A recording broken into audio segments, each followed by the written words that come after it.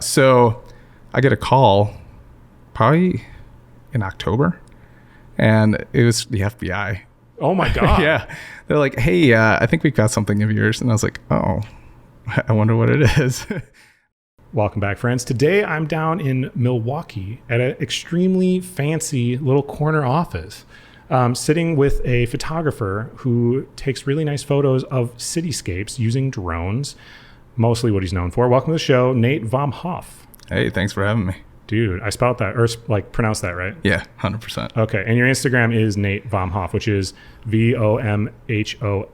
Yep. Okay, so you still are a pharmacist, right? Yes. Okay, and you Full-time. do drone photography totally on the side, on a level that most people do it full time. Yeah. Killer, man. Okay, so let's talk a little bit about the origin of it. I know on like the Milwaukee Uncut podcast, so shout out to Richie, the man.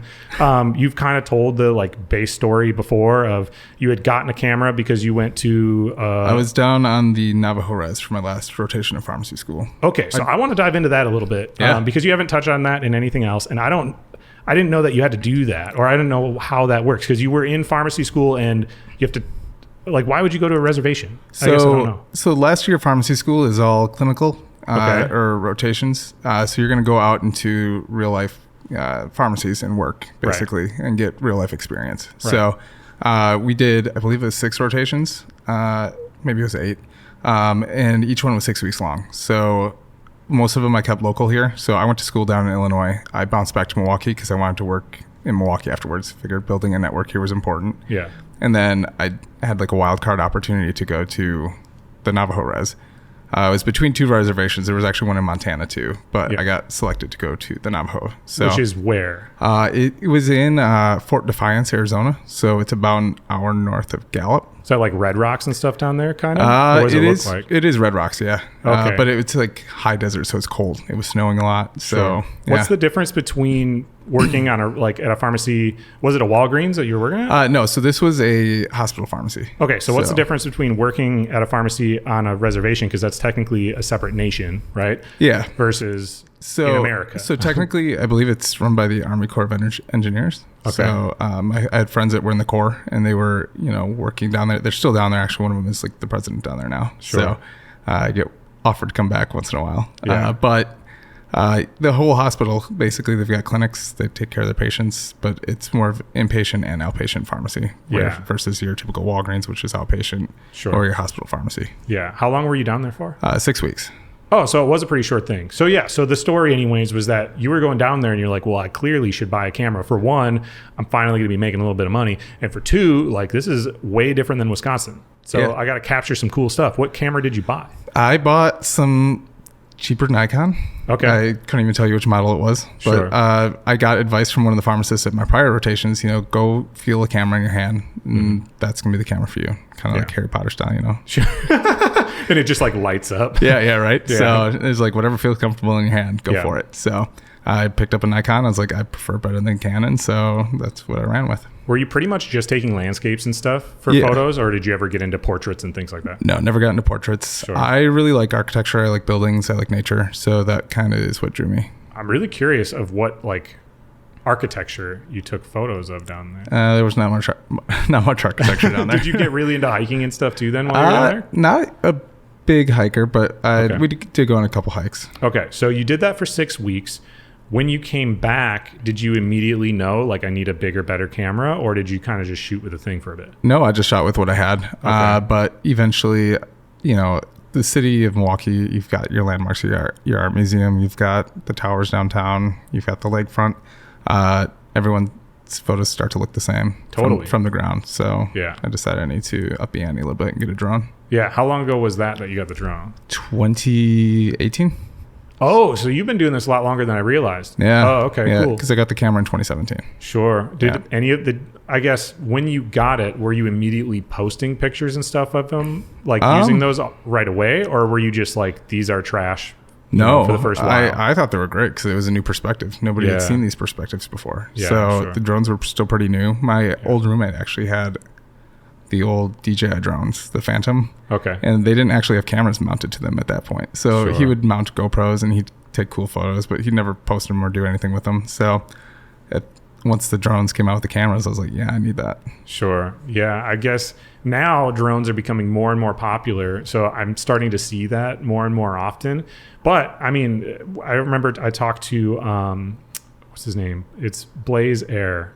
I'm blanking on his name right now.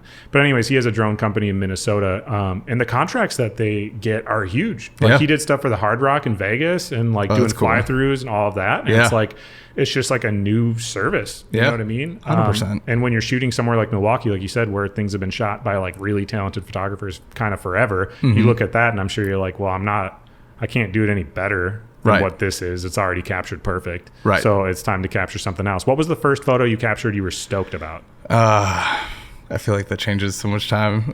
So many times I go out trying to take a better photo than the last photo I took. So sometimes I don't get that. But what was the first one you remember at the time anyways going, wow, this one was good? I think right away it was just like downtown lakefront shots because I'd never seen shots like that before. Or the ones that I had seen were few and far between. But I'd say the shots have obviously gotten better over time as I've gotten better and learned new skills and stuff. But like this year, the Harley shot that I had, like it blew out the lightning shot I had last year at Harley Fest. So sure. Okay. Well, now you have to tell me the story of it because I don't know the story of it. If you're going to talk about the photo. So what was it? So last year, let's start last year. So Harley-Davidson's brought their homecoming festival. Because they're from Milwaukee, right? They are from Milwaukee, yep. Yeah. So they have a Harley homecoming. Like it used to be a big thing every 5 years, but they've decided to, redo it and do it every year. So they're bringing in different artists. So 2 years ago, so 2023, they had, who was it?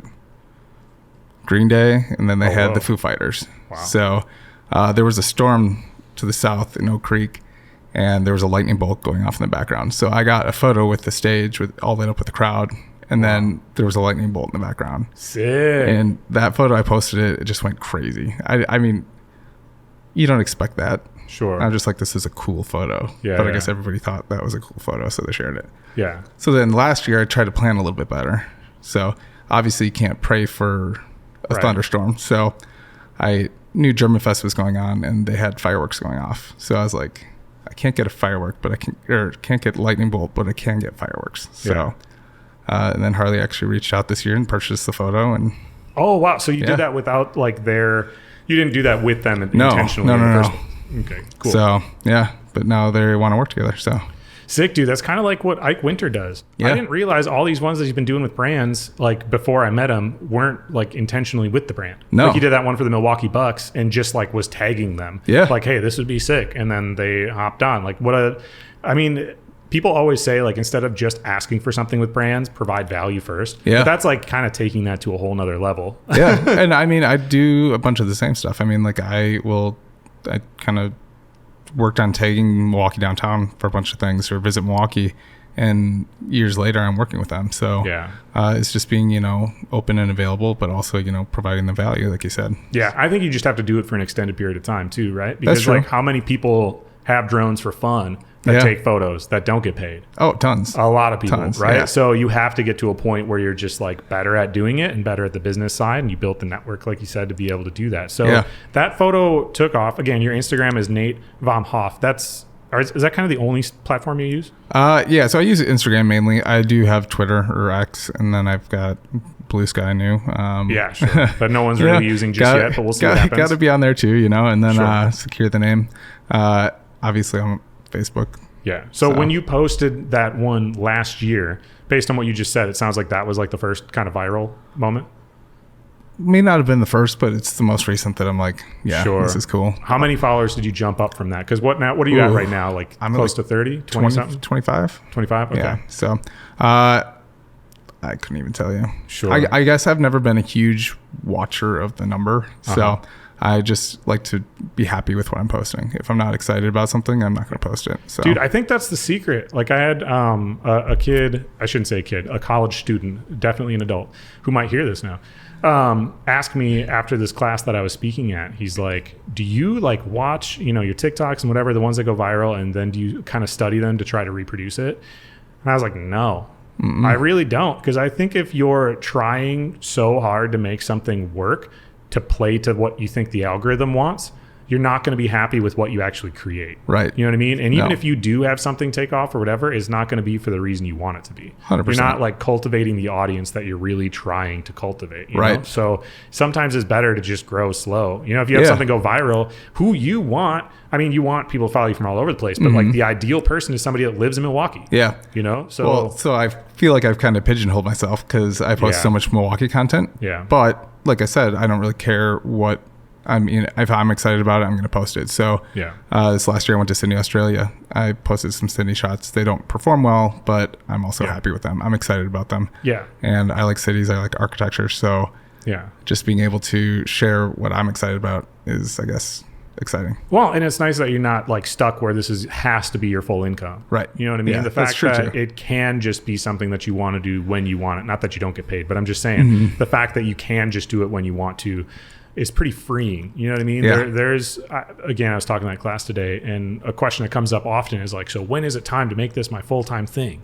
It's like, well, when you start having to turn down a ton of paid opportunities, that's when it's time. If it's not time yet, like if you would have to really push yourself outside of your comfort zone to do things you don't really want to do to make it work, then it's just not really time to do that yet. Right. And I've been very selective about what I do shoot. So I'll have clients reach out and they'll be like, hey, can you do this? And I'm like, that's not really anything that excites me, one.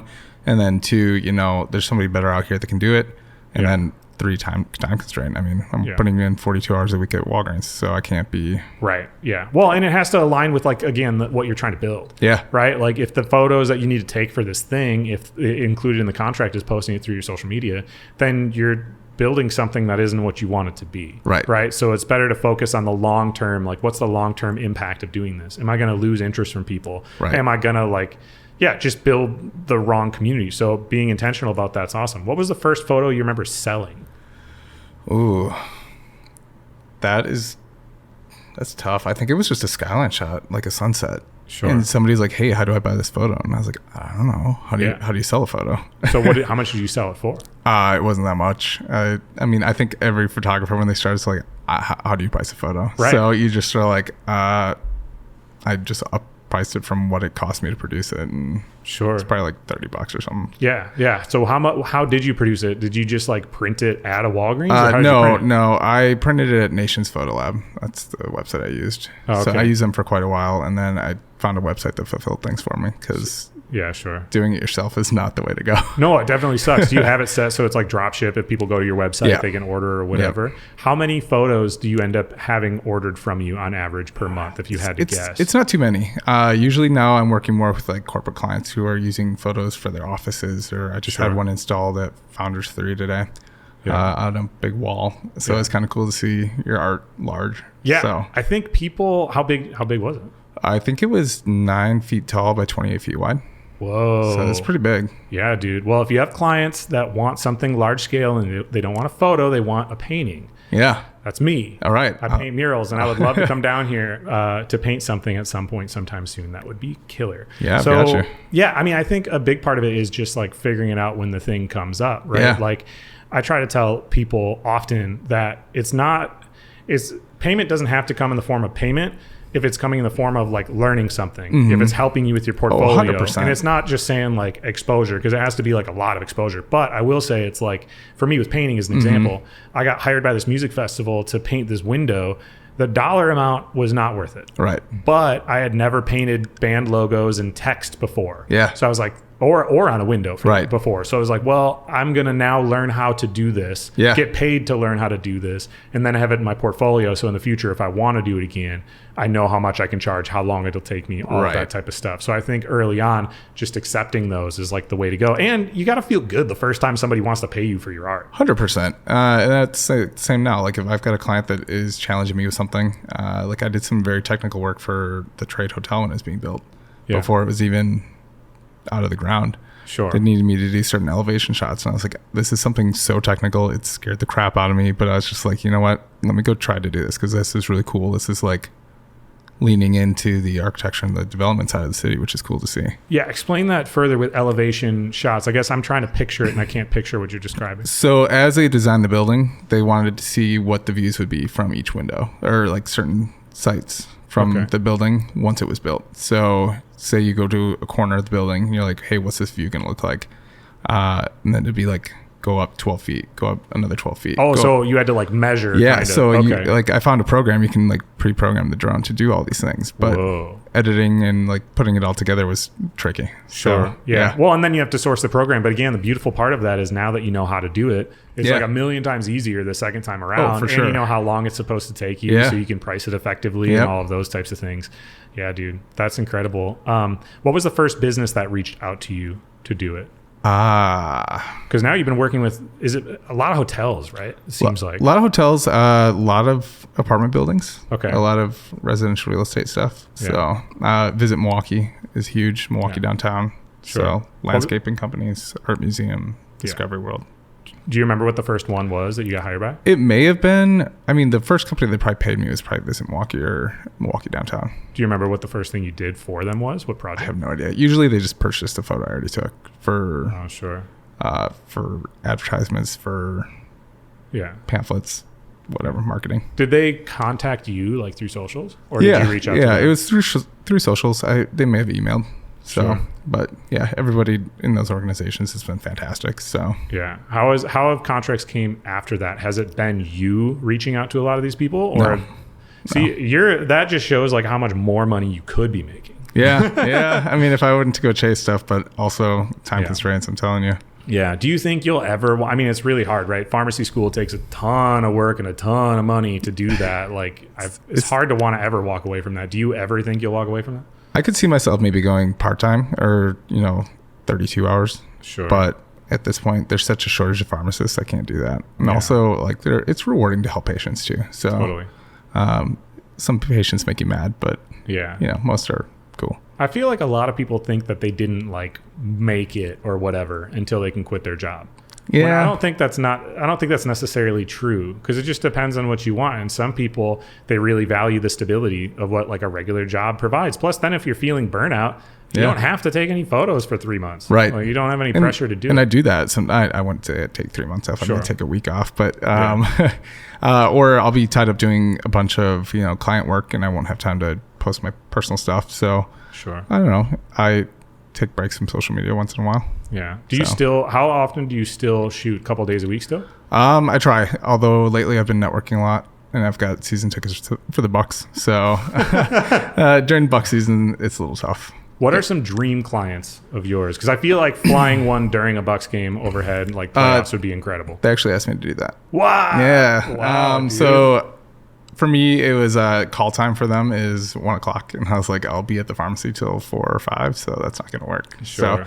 So my buddy actually took it over. So he's doing some of that work for them. Oh my God. Did that kill your soul a little bit? Having to let that go? No, because I don't know. For me, I weigh a lot of things like how much can I make in the pharmacy in this amount of time versus that. I mean, that's really cool. It's a super cool opportunity. I'm glad they reached out, but also like it's time management and, Yeah. Well, I mean, it depends on each project, right? Like there's some guests I will go very, very, very far out of my way because I personally want to interview them. Regardless. Well, thank you for coming to Milwaukee. Dude, absolutely. But like I mentioned to you before, I interviewed the editor of Thrasher. And that was like I know financially this is a mistake doing that. Yeah. But it was like, but I really want to make that happen. If it's rewarding like that, I've done projects for people too that I'm just like, this is so cool. So what are the ones that are still on the list of like you really want to do that you would be willing to do? I'm not saying you're going to do it for free, but what that you would like, you just want to do them. I think I'd like to get into like the luxury hotel space a little bit and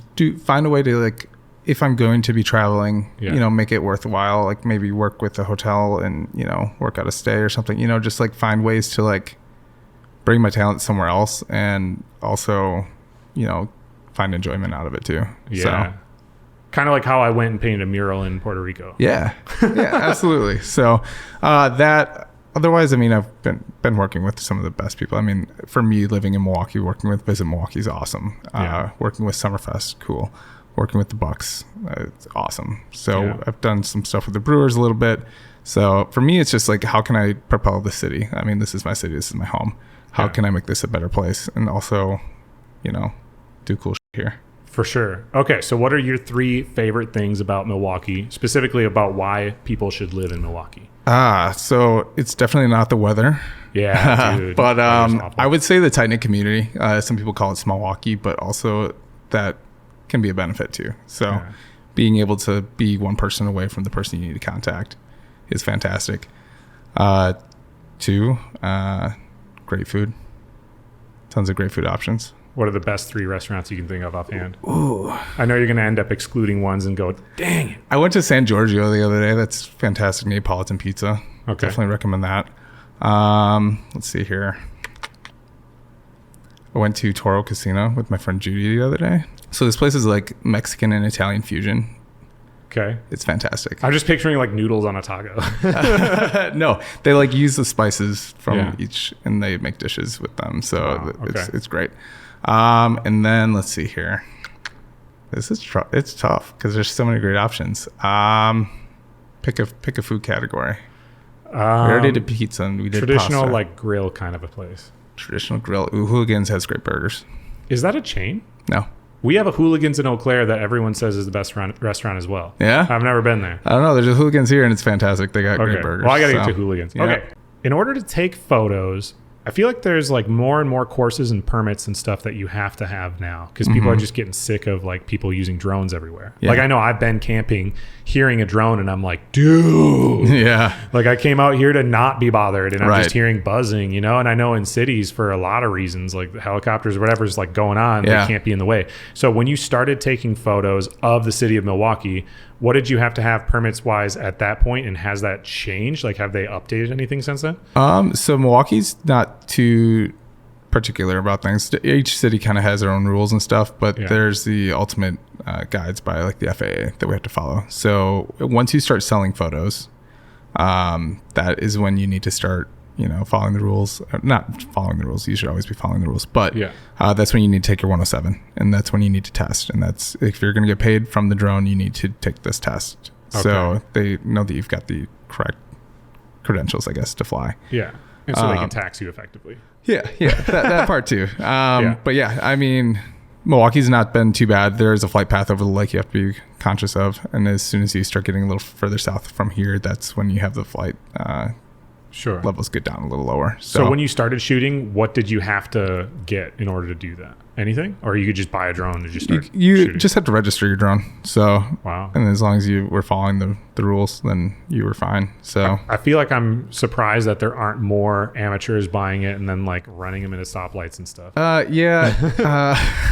So you shouldn't ever be flying over people. So that's tricky. Oh, sure. So like crowds are a no-go. But that's you still hard see it. You still see it all the time. So there's definitely people that break rules, like parks. So national parks you can't fly. Yeah. So if you were in a national park, you probably wouldn't have your drone problem. Sure. But little park down the street. But if you're shooting in Milwaukee, then there's kind of gonna be people underneath you anywhere, isn't there? It depends.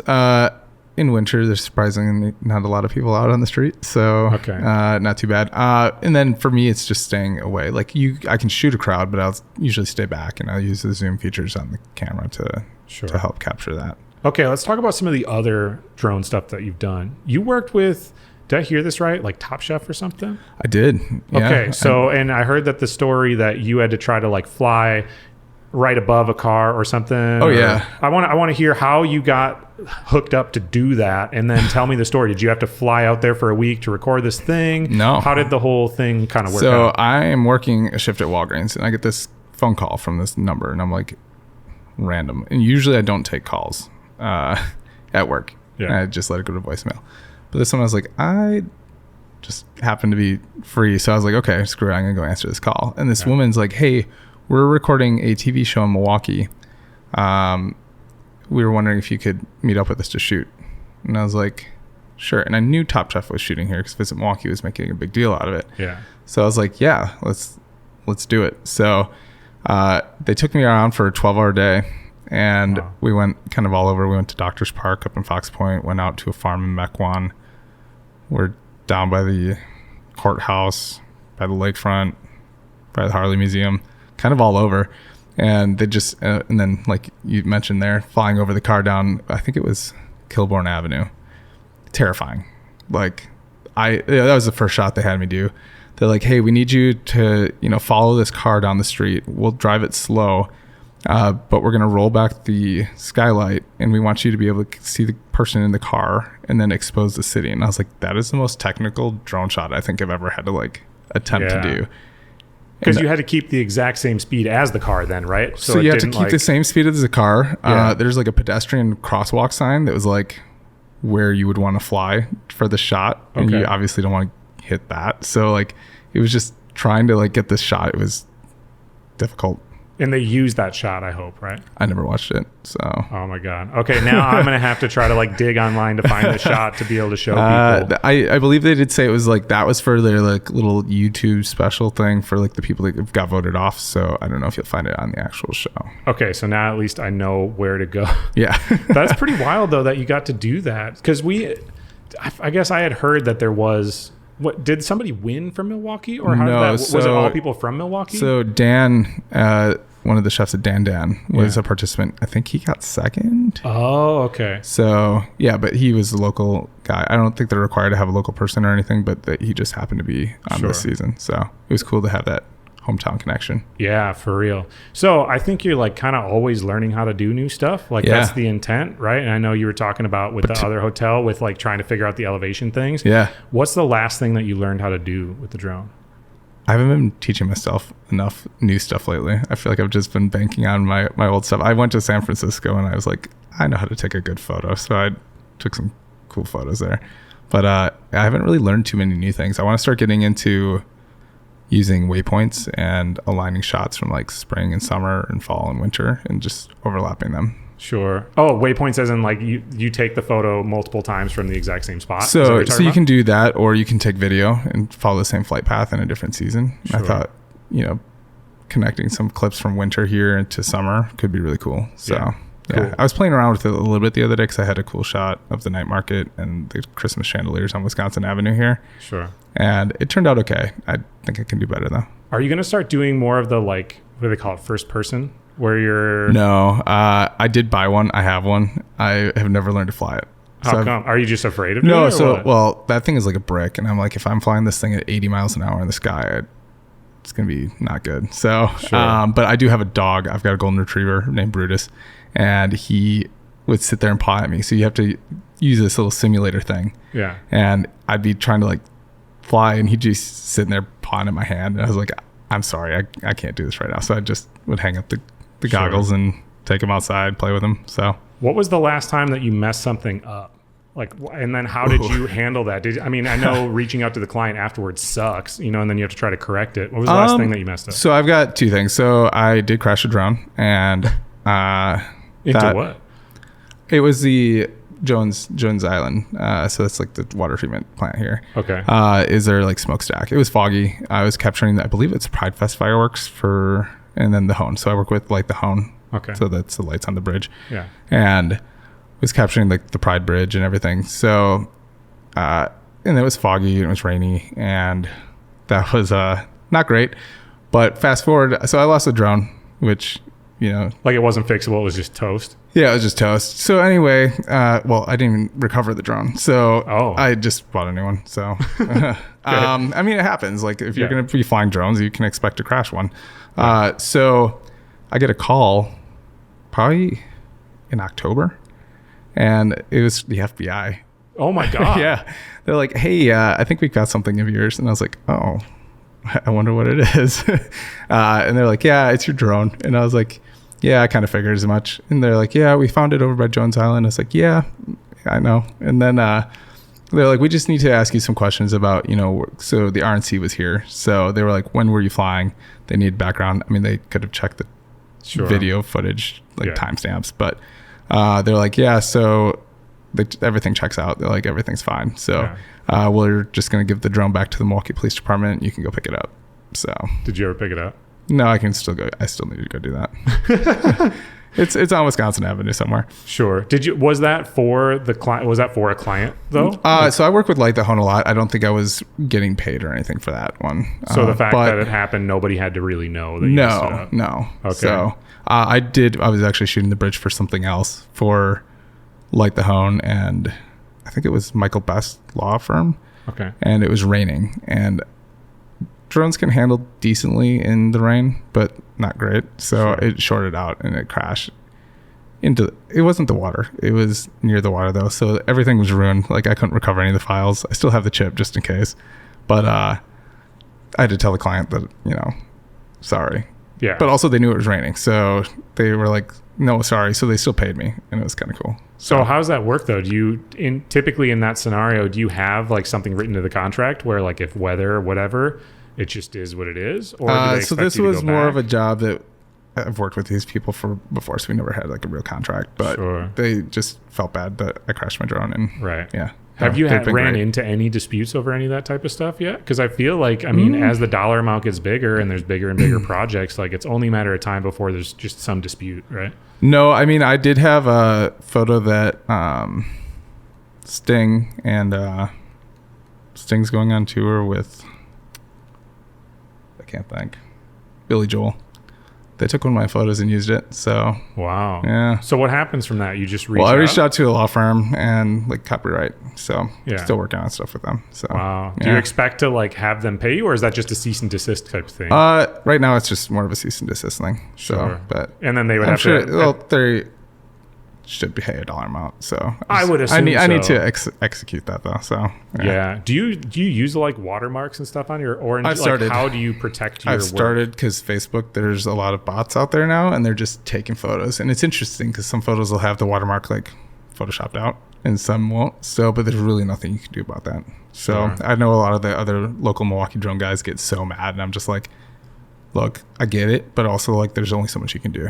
So yeah, and I think it's just evolving times of like figuring out, okay, how do you actually make money, right? It's the same way with like music artists like getting mad about not getting paid for streams. It's like, well, you can get mad about it whether it's fair or not or whatever, but like it's just what it is. There's just you can't pump the brakes on it. It's not like you can do anything. So. Right, you just have to figure out how can you get paid then, right? And for you, it's like if you're looking at new developments like hotels or whatever, they want that type of photography. So you're doing it not necessarily because that's what you think is going to be the coolest shot for social media, right? But that's how you utilize your skill to be able to make money and learn, and like it's just kind of how it has to be. Right. For me, I like to see the city evolve, things change. So if I can capture the new stuff or, capture things in progress, it's cool. Yeah. So you have captured, I assume, this building. Tell me about this building really quick, just because this thing is like super fancy. We're like overlooking the lake. Yeah. As far as like places I've been able to record, this is real high up there. Yeah. Definitely towards the top of the list of fancy sets that I didn't have to pay for. Well, yeah. This is the Couture. It's the newest lakefront tower downtown. It's right on the lake. So it was first announced, I think, back in 2012 or 2010. Oh, wow. Okay. Yeah. And then it took forever to get approved and financing and everything. And now it's finally here. So I actually live here. It's been fantastic. And the proximity to the Lakefront Summerfest has been awesome. Yeah, I mean, it's about as good as it gets, dude. This place is fantastic. And it's not this exact room. No. It's just real close by. And you don't know what the number of this room is anyway. So it doesn't really matter. So who would be a dream client of yours? Somewhere that's like outside of Wisconsin. You said you went to Sydney. So if you could go anywhere, would the dream be like Olympics, Tokyo? Or like what would be like the top tier of what you would love to do? So that's tricky. That's a tough one. Huh. I think it'd have to be some hotel somewhere or a cool city. Like I'd love to capture London somehow, or I just love cities. So for me, like London's got an iconic skyline. Yeah. I mean, New York City would be cool to capture. I just haven't done it yet. Sure. And all these different cities have different drone regulations, so you'd have to find out what's going on. I don't mind shooting with a camera though. I still have a Sony, so I'll go shoot on the ground if I have to. But yeah.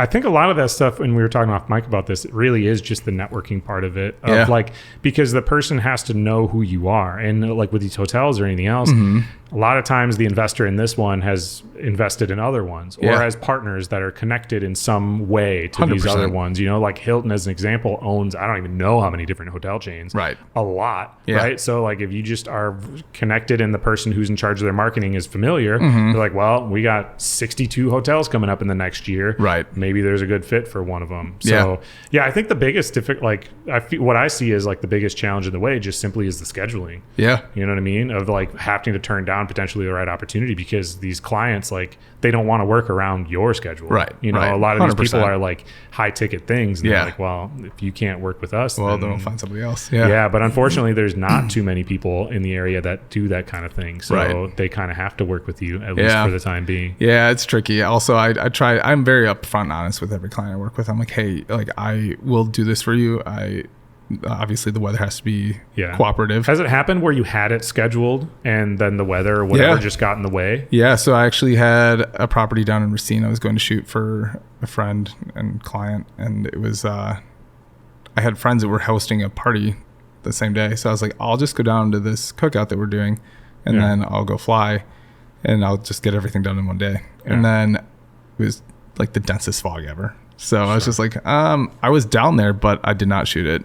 And like, they weren't obviously happy about that, but also like, I was like, hey, I could shoot fog photos if you want, but it's not going to be great. Like, So what do they do then? Do you just refer them to somebody else? I just, you know, I'm like, here is my availability. I can get out there. So I had to work 6 days straight after that. So I was like, it's not going to be for another week or two, but I will get there and I will do it. But it's just got to be when the weather cooperates. So yeah, that's a nightmare for somebody that wants to get into drone photography. If you had to pick one right now that's like the easiest budget, what should somebody go and buy and go learn how to use? So I actually got this question the other day on social media, and I recommended the DJI Mini 4 Pro. So you're sponsored by them now or later? Hopefully later. But sick, dude. Yeah, no, I bought that one. That's what I travel with. Typically. How much is that? How much does it I think cost? it's like 600, maybe 700. Okay. So is there anything like cheaper than that for people to learn how to use? I think there are cheaper ones now. I think they're more like meant for like taking selfies and that kind of thing. Sure. But in terms of like what I'm using it for, I think the one I bought is appropriate. Yeah. So, I mean, it's just tough because people need to have money to get into that. So what are the resources that people can use to learn about these things in general? And what resources do you go to learn how to do anything? For me, like, tutorials are great. You know what I mean? Like, I watch a lot of tutorials on YouTube. Anytime I'm trying to figure something out on, you know, Premiere or Photoshop, I just watch a tutorial and I'm like, wow, my skill set just went up 2 points. Dude, YouTube University is where it's at. Like, dude, yeah, absolutely. That's how I've learned everything. I've never gone to like a course. When I took my 107, I obviously downloaded like a study guide, but I figured if I could get through pharmacy school, I could get through that test. So, and I did. So, but yeah, everything else just YouTube or Google it. Like, hey, how do you do this? And I mean, AI probably would be helpful now, but I haven't really capitalized in using it. So yeah, I've been avoiding AI as much as possible because I just don't think it does anything on like on a high tier level. It's like what everything that it can do is just kind of like about as base as it can possibly get. Other than weather, I suppose weather's got to be the biggest thing. What are the biggest challenges with shooting photos? Is it like fog is a frequent issue? Can you not fly like at a certain degree, like temperature wise or anything? Temperature doesn't really matter. I was actually talking to my helicopter friend. So if you look over the lake, it's so cold today. You can't see it. Dude, now. it was 0 degrees at its like warmest point. But there's like lake smoke that comes off if it's too cold. And I was talking to my helicopter. So my buddy flies helicopter tours around Milwaukee. Sick. Yeah. So he's like, it'd be so cool to fly through that. And I've flown through it with my drone before, so it's been fine. But he's like, dude, if we flew the helicopter in there, it'd be cool for like a minute, and then the helicopter would crash because it's instantaneous ice on the propellers. Oh, wow. Yeah. Have you gotten to shoot like with your regular camera up in that helicopter with them? Yeah. Oh my God, dude! I've been wanting to get in a helicopter forever. Okay, so let's talk about this. So we were talking off mic about how I was saying I felt way more introverted lately, and it's just like, I don't know, dude. I know it's just in my head. I know people don't see me out and about and go, that's Chris Johnson. Yeah. That's just me going, people might know who I am. And then I feel like I need to be somebody for something. And it's just anxiety in my own head. I don't think I'm that cool. But you're pretty cool. Thank you. Yeah. It means a lot coming from you, Nick, because you are the coolest dude. You're like one of the hottest things happening in Milwaukee right Shucks. now. But we were talking and you were saying you used to be really introverted, but nowadays you've become much more extroverted and you've been going out and networking a lot. What has helped you personally to become more extroverted? I think it's just doing it, forcing yourself into uncomfortable situations, going to events that, you know, you might not know anybody or you might know a person or two. Yeah. And then I think because of TV interviews and whatnot, people approach me, which makes it a lot easier for me, even though I might not want to have a conversation or might be antisocial that day, people coming up to me, I'm not going to not talk to you. Like, I'm not going to be a dick to you. So just forcing myself to do it. Yeah. So. Did you struggle with imposter syndrome at all at any point in time where you felt like you're not supposed to be doing this? Like, people shouldn't be paying you for this? And was there a moment that you kind of like, it clicked where you're like, oh, I'm good at this? Yeah, no, I still get imposter syndrome. You still go out and you take cool photos. You're working with these companies that you never thought you ever could or would. I never started taking photos with the intent of making money or doing anything with it. I was just trying to have fun. So I get that all the time, but I do realize that I can take a good photo every once in a while still. And then I just, keep rolling with it. Sure. What's the next thing that you're going to learn? Are you going to dive more into the videography standpoint? I'd like to get better at editing video. Like, I just feel like I can do basic tasks. I can capture video. I just don't know how to throw it all together and make it like a cohesive story or make a storyline out of something. So yeah, because you primarily are just doing photos, right? Yeah. So, or I'll just do simple video clips. Sure. But yeah. Where are the next places you're going to travel? Are you going to go to Alaska? Are you going to start shooting I feel like you should shoot for cruise lines. That'd be cool. I feel like that's got to be at the top of the list. That should definitely be up there. That'd be cool. Just over the open ocean cruise ship. Yeah. Do you have any brands that you specifically work with all the time? Like, do you have sponsorships with people, or is it purely just like one-off things that you do? Usually one-off things. I've got people that come back for more. Sure. So like Visit Milwaukee, their visitor guide. Sure. I've had 3 different covers with them. So that's cool. Business journals, work with them a lot. How does it work when people do hire like drone videographers and photographers? I know obviously the rates are like kind of all over the board depending on who the person is and whatever, but like, what does it generally look like? If somebody, say if I was like, I just bought a house and I want to rent it out and I want to get a service for that. Yeah. Like, how do you even find who to do that? And what is a ballpark range of how much, like, do people usually book a half day or a full day or like? I mean, it depends. So I've done client work with like Rinka. So what's Rinka? They are an architecture firm. They designed this building you're sitting in. Yeah, cool. So I've worked out kind of a pay scale with them, like full day, half day rate type thing. It's weird because I'm in this weird space of like, are you an influencer or are you just a photographer? So sure, it's finding that balance. Like, are you expecting me to post it or are you expecting me just to deliver you the photos? Yeah. So I feel like I need to start weighing that into the equation better. Yeah. So yeah, well, I mean, I think it has to be part of the conversation. Yeah, well, rates in general are the most awkward conversation, being in photos and doing content. Yeah, how do you know how much and how do you like go about negotiating that stuff? Because like what somebody values you at is very different than what somebody else values you at, right? Like some sponsors I deal with, I'll tell them this dollar amount and they're like, cool. Yeah. And then other people I'll be like, well, this is like the rate that I'm being paid by somebody else. And they're like, no. Yeah. It's tough because every business, you've got big businesses, small businesses, they have all got different budgets. So like, where does this fit in for them? Like, where do they see the value?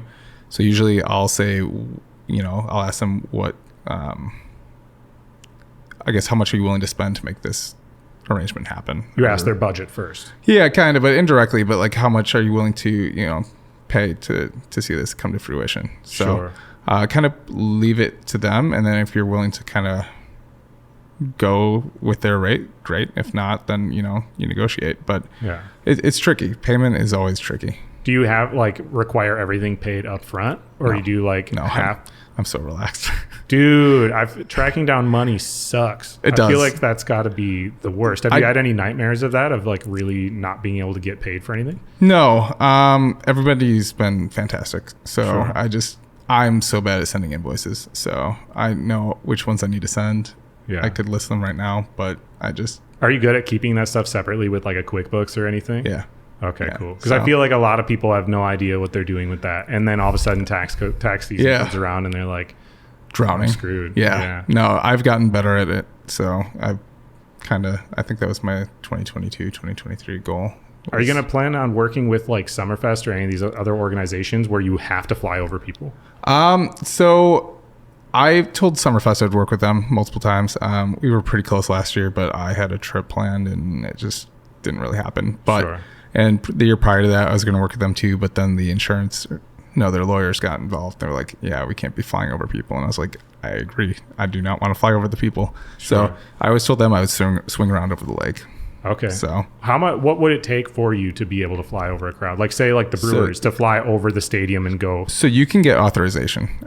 You'd have to work with the FAA for the Brewers at least, because you can't fly within 3 miles of the of American Family Field. Sure. So you'd have to get special authorization there. And then you can get a waiver from the FAA to fly over people. So how do you do that? Like, what's the way? I guess I'm saying, like, say in Eau Claire, we're going to have some event in Phoenix in the park, and there's any event where somebody reaches out and is like, hey, I want someone to do this. And somebody who has a drone is like, I would do that. Like, how would they actually go about getting it? Approved? I mean, typically smaller events like that, you could go right outside the stadium and fly. You just can't fly over the direct crowd. Sure. So like, if there's like a mosh pit of people standing there, just don't fly directly over that. You can stay back a certain distance from it, but just, be smart. Don't fly directly over people. Sure. It's a liability But the thing. shot would be really cool to fly right over the whole thing. Yeah, it would be. Yeah. So, and I mean, there are ways to get that shot, but also I just working full time. I'm not going to take the time to figure that all out. Where's your stance on the privacy issue of all that stuff? Of people like being in their backyard and a drone can just like see everything in their yard? I try to be respectful of people. So obviously, like, but you can't ask permission from everybody. No, you can't. So like down here, like obviously living right on the lakefront, I expect to see drones. Like I live downtown in a bigger city, so like you're going to see drones. Sure. So I live on the lakefront. If I'm taking a photo in Milwaukee, I'm typically going to take a photo of the lakefront. So I can't expect, not to see drones or like. Sure. And the thing is like if you're looking at the building. You're looking at the building. You're not looking inside a certain unit. Sure. So I don't know. I guess I just feel weird about it. Like if I lived here, and I paid a bunch of money to have this really sweet place, I want to be able to sit in my underwear on my couch and watch TV. Yeah, but I mean, think about it. If somebody's standing down at the lakefront, somebody would be really having to look for you. To like for sure. notice you. So, and I think that goes for any building in any big city. So, unless somebody's literally zoomed into your window, I don't think I have to worry about it. What about like flying in general like that? As an example, like at my cabin, anybody who like uses their boat and comes really close to the dock or anything, I'm just like, I don't own the water, but like you're right in my space. Is that any different than somebody pulling up into your driveway and just chilling? No, that's what I'm saying is they're like legally allowed to do it. So like how much of a berth do you give them with like a drone? You know what I mean? You just have to like guesstimate what you feel is appropriate at that point in time. Yeah. So I mean, I'm never flying that close to things. I'm trying to take pictures of buildings or nature. So I'll leave that for that question for the people shooting people. Do you think your photography is ever going to evolve outside of just like large scale architecture stuff? Like is there any other areas of interest for you for photography? Not necessarily. I like what I shoot. So, and I've really stuck to that. Like sometimes I'll do some events. So like Summerfest, if they were to reach out again, I would definitely do that. With like the night market downtown, I always have a tent at the night market selling photos. So shooting, I usually try to skip the first one so I can shoot it and have content to share. And then like there's always the Bastille Day run down Wisconsin Avenue. And capturing those kinds of events is cool because you can see the city really come together. So do you do a lot of events like pop-up shops like that? No, that's the only one I do. Oh, okay. So So, well, for that, you'd have to have a whole bunch of prints on hand. So what happens when you don't sell them? Do you just have a bunch of them in your apartment? I did. And then I had some friends take them off my hand because they thought they were great gifts for clients. So they're like, hey, we'll purchase these all for you. Are you ever going to do like an art show or anything with that? I know people do that for photos sometimes. Or have you been asked by any of the places locally to have like an exhibit? So I do have photos in Schlitz Park, which is an office park down here. I've got my photos all throughout the C-suite of Associated Bank downtown here. I think they've got 25 hanging in there. I've got photos installed at Marn, which is the Milwaukee Artist Resource Network. It's like a bar / gallery. So I've got a few different places. And then Coakley Brothers has their showroom, so they do like office furniture. They've got my photos in there too. And we got to get them at Drink Wisconsin soon. I'm actually working with them too. Oh my God. Shout out to them. That's right. Okay. If you had to pick one photo that I can put on the screen during this interview and you can tell the story about it, that it was a meaningful photo, what photo would you pick? Describe it for me. I have to go with the Harley-Davidson shot from last year. So what does that one look like? That was the one. So it is Veterans Park over here. And it's got the crowd all lit up. I think that it's reddish or whitish. So it's a giant crowd out there. Yeah. How many people you think there is? Oof. I couldn't tell you. Sure. Thousands. Yeah. And then there's a firework off to the left from German Fest. Yeah. And then the skyline to the right. What did they do with that photo? You said they purchased it from you? Or they use it so like it's online, actually on what? their Harley Homecoming website right now to advertise for this year, which is Chris Stapleton. So not a big deal. Oh, it's on my birthday too. So I was like, wow, let's find a way to go to that. Man, I mean, just like in general, when you have like a major company like that recognize your work, it's so cool. It's very validating. Harley is such like a internationally renowned brand. Yeah, I mean, like they're following it. It's not even about the motorcycles anymore. It's a whole lifestyle. So yeah. I mean, that's how I felt about Quick Trip. Yeah. When they were like, yeah, we'll work with you. It was like the dollar amount wasn't even important at all. Yeah. It was just like, dude, you know how cool that makes me? Like the clout that comes along with being a Quick Trip like ambassador. Yeah, I feel like there's not a day that Quick Trip doesn't come up in conversations. Dude, if you live in the Midwest, like, yeah, I'm very. We don't proud. even have one downtown here, so. Dude, that's whack. We got to get on it. Okay, it's the opportunity. We get to this point of the show. I told you this question before, so hopefully you've had time to think about it. When you do something that you're passionate about, usually I'm talking to people where they're doing exclusively for a living, so we'll ignore that point. Yep. But when you do something you're passionate about, you get to have really unique experiences, such as like shooting photos, of crowds while there's lightning happening. Those experiences are what make all the hard work worth it and are very meaningful to you. Can you share a story of one for you? Yeah, I've actually got two. I know we talked about Top Chef and how they reached out. So I never expected to be invited to their premiere, which was at Discovery World, which is also behind us. Oh, wow. Yeah. So they had a whole premiere thing. Got to meet the host. It was just so cool. And then got to meet, some of the bigwigs in town. Everyone was so kind. So, excited about Milwaukee being showcased to the world. So that was really cool and really rewarding. Is that Gordon Ramsay?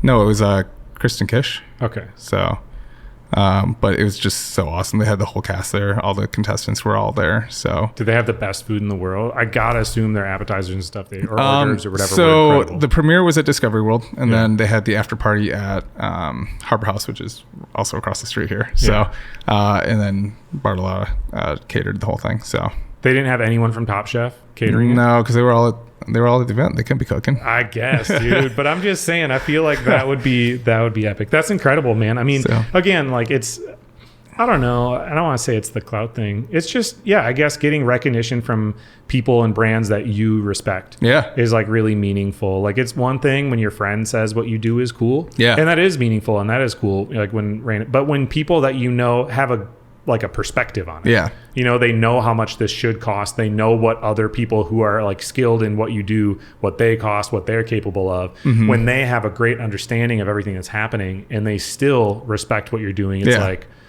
thank you. Right. You know what I mean? Like I feel like for me anyways, that's really meaningful. Like I interviewed Laserbeak recently and he is the CEO of Doomtree Records, and Doomtree was like, I don't know. Have you listened to Doomtree? No. They were huge when I was growing up. Is a group of 7. So it was 5 rappers and then 2 music producers. Okay. Dessa ended up being, I think, the most successful of all of them. And she's still doing stuff. But anyways, they were huge at the time where like when Lizzo moved to Minneapolis and started her career, she hit up Laserbeak through Twitter saying, I wish I could afford a beat from Laserbeak. And he was like, can you afford a 6-pack of Mike's Hard Lemonade? And she was like, yup. So she took the city bus with a 6-pack of Mike's Hard Lemonade to his friend's apartment, and they recorded her first album, Lizzo Bangers, with one of these microphones in the in the bedroom of the apartment. That's sick. Yeah, this dude's like a legend in Minneapolis music scene. You know what I mean? And the fact that like I got to go to his house and just like chop it up with him, and he was like, yeah, this is really cool. And like I know he did a podcast before, like of his own, and I know he's been on a million things. Yeah. So anytime you have somebody that you respect, think what you're doing is cool. Yeah. Is like, oh my God. That's like incredibly validating. No, 100%. Doesn't get a whole lot better. Okay, you said you had 2 stories. What's your other story? The other one is just the connections I've made with the helicopter company in town. Just being able to like, they reached out to me and like, I feel like I'm their go-to photographer. So was that because of your friend that you already knew? Or how did that come about? So another photographer reached out to me. He's like, hey, I can't do this helicopter tour thing. And I said that you might be able to or might be interested. So I met the first pilot that was here. He ended up leaving. But my new buddy, Tyler, he's been flying here for, I think, over a year now. Yeah. Anytime there's a cool opportunity that they want to like help capture or whatnot, he's like, come on up. Or, I reach out and like, hey, it'd be cool to capture this. What do you think? Yeah. And just having that connection, like there's no ask from me. There's no ask from them besides just taking cool photos. Yeah. So. Dude, I mean, it's networking is everything. And there's like a place for it. Like, I feel like it always has this stuck up term, like people hate networking or whatever. Yeah. But really, you're just meeting like-minded friends. Yeah. And friendships are like kind of supposed to change as you like grow and change what you like, right? And like who I was 10 years ago and what I wanted to accomplish isn't the same now. And I do have friends, like my best friend, Zach. There's no connection with work in any kind of way. He doesn't use social media at all. Right. I'm sure he's not going to see this. He's not going to help my career in any kind of way. Right. But I do like surrounding myself with people that inspire me. Oh yeah. 100%. And it's not in a greasy way of I think this person's going to provide me with an opportunity. It's just talking to this person. They're also pursuing something like they've got a fire under them. Yeah. That lights a fire underneath me. I know I can learn things from them. And it's just like when you surround yourself with people like that, it's not about trying to be friends with cool people. No. It's just trying to surround yourself with like-minded people. And that's when opportunities pop up. Like you're supposed to surround yourself with people like that. For sure. I've got friends that I've made recently that do social media stuff, but also they've got full-time careers too. And I'm like, it is so helpful. And it's so nice to talk to somebody that's able to like relate to you. But like I'm working 42 hours at work. Yeah. And then to go create stuff on the side and just be able to like, hey, like it's crazy. Like, how do you balance everything? So being able to like vent and talk about that kind of thing is awesome. Dude, I think that's huge too. Yeah. Just the venting with peers of like, because if you talk to somebody who doesn't do anything in that field at all, like social media is a really great example of that. Of like if your career doesn't hinge on social media in any kind of way, like pharmacy, then I understand why there are people like that think anyone who like talks about themselves on social media is being egotistical. Yeah. Like I get it. Yeah. You know what I mean? Totally. Like they think you're all about yourself, you're narcissistic, you're whatever. I get it because for that person's career, it's totally irrelevant. Right. But then I'm in that position where I'm like, yeah, I feel stupid doing this because I know there's people out there that like don't like it, but I know that I have to do this. Who cares? But if they don't like it, who cares? No, that's very true. But I think for me, it's like connecting with other people that are doing it on whatever scale that they're doing it. If they're at the very beginning or whatever, it's somebody else that like understands the challenges that you're working through, and you can try to solve these problems together. And I think like when you do stuff by yourself, drone photography or whatever, a lot of your time is spent by yourself, questioning yourself. There's all this self-doubt. You feel very alone frequently, because you don't have a bunch of peers immediately around you. So I think it's really important when you can surround yourself with people through networking or whatever, who are in any kind of creative field where there's people to talk to. Yeah. And I mean, even some of the most recent companies I've been working with, just like in the networks I built with them, they're all so excited to work with me. They're like, I can't wait to see the photos. So sometimes I'll tease them with a little something just to like get them excited again. So dude, man, I want to figure out how we can do something together beyond this. I don't know how we're going to do it. It's not like I can sit on top of the drone and fly around, but we got to think of some kind of cool way other than the podcast to collaborate because I just want to. I think we can do it. We got to get creative though. Dude, maybe you can just come to Eau Claire and kick it for like some show or something. I'm down. Then I can get you backstage and we'll do the whole thing and hang out. And then I can take you to the best spots to take some photos. Yeah. We can get beers. We should figure out a way to make that work. Let's do it. We'll drag Richie up too. Dude, yes, Richie Burke. I'm not ignoring you. I swear to God, I'm not. I want to hang out. Okay. Give a shout out where people can find you. What's the best way they can reach out if they have questions or if they want to support you, if they have whatever. How can they get a hold of you? Where should they go? Instagram is probably the best option. Just Nate, last name Vomhof, Vomhof as in Frank. Yeah. That's my handle. And then it's the same on Twitter or X, Blue Sky. And one of these days you'll hop over to TikTok?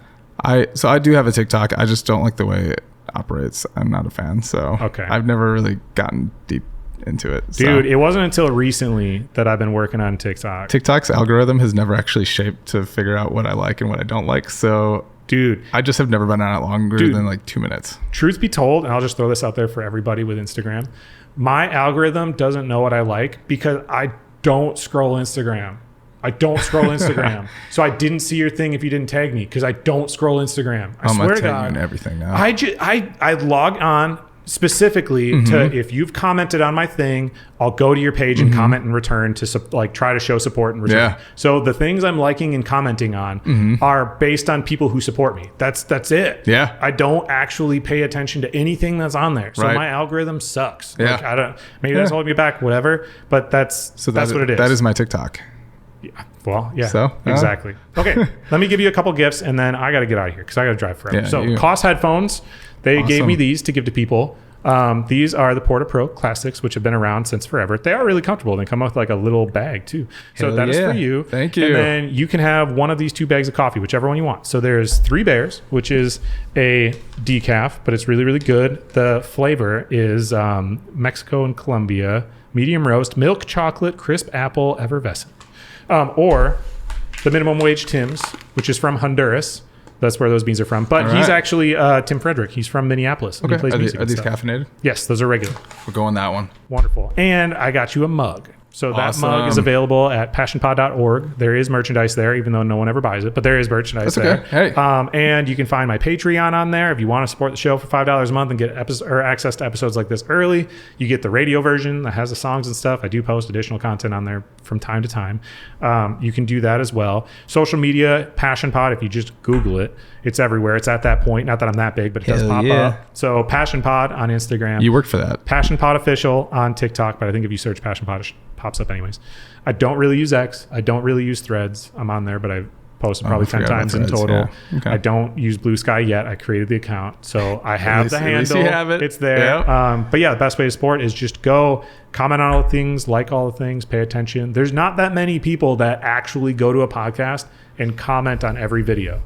No, so even if you I have gotten better at it. It helps. So, yeah. I think just in general, like for anyone, if you have friends that are in a creative space, with the way that the algorithm is at this point, it's so difficult to gain traction that like just seriously, there's the same dozen people I see on every one of my posts. The same people.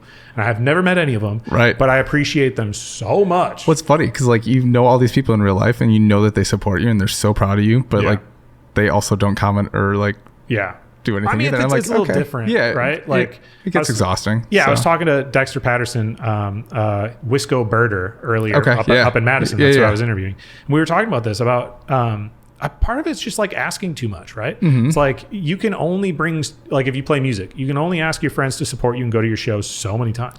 Right? If it's not their thing, it's not their thing. You don't expect your friends to be fans of you. I don't expect my friends to be a fan of me and listen to the show or watch it. Like that would be egotistical if I assumed that they were going to want to do that. I totally get it. And I can only ask them to do things so often. So I can ask them to go vote for this thing once a year or whatever. But I'm not going to ask them to watch an hour-long episode every single week if they don't care. So now if I get a cool opportunity, I'll use that as an opportunity to reconnect with them. And bring them back into it. So, dude, I brought my best friend Zach to go see Tommy Vext, who is the singer of Bad Wolves. To go like do an interview with him. So he was just backstage with me doing the interview and to see the show because he likes metal. And I was like, this is a great excuse for you to get to like have a little glimpse into what my world looks like. It was a great time. And I think he actually did watch that episode.